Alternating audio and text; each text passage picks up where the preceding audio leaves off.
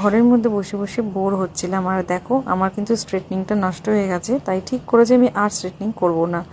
নিজের চুলটার যেমন কাটিং তেমনই আমি সেটাকে যত্ন করব। তো রেডি হয়ে নিলাম, যাব হচ্ছে গৌরিয়া মঠে। মাও রেডি হয়ে নিল। আমরা একটু আগে আগেই গেছিলাম, তখন পাঠ হচ্ছিল। আর এই দেখো আমাদের বাড়ির মন্দিরটা কি সুন্দর করে সাজানো রয়েছে। এটা হচ্ছে বউবাজার। তো দেখো ভিতরটা কি সুন্দর। আমরা এর আগে প্রায় অনেকবারই এসেছিলাম, মাঝখানে আমি যেহেতু অনেক মাস বাড়িতে আসিনি তাই মায়েরও যাওয়া হয়নি। তা আজকে আমরা গেলাম সন্ধ্যাবেলায়। এখন থেকে যে কদিন থাকবো রোজই যাব। কি যে মনটা শান্তি লাগে এখানে বসতে, কি বলবো। আগে পাঠ হতো ওই ডান দিকটাতে, আর এখন এই যে নতুন বিল্ডিংটা হয়েছে এখানে। দেখো প্রায় 18 দিন চলবে ঠাকুরের এই সাজসজ্জা। প্রতিদিনই ফুলের সাজ থাকবে, কিন্তু প্রতিদিনই বদল হবে। তারপরে দেখো ওখান থেকে প্রসাদ দিল।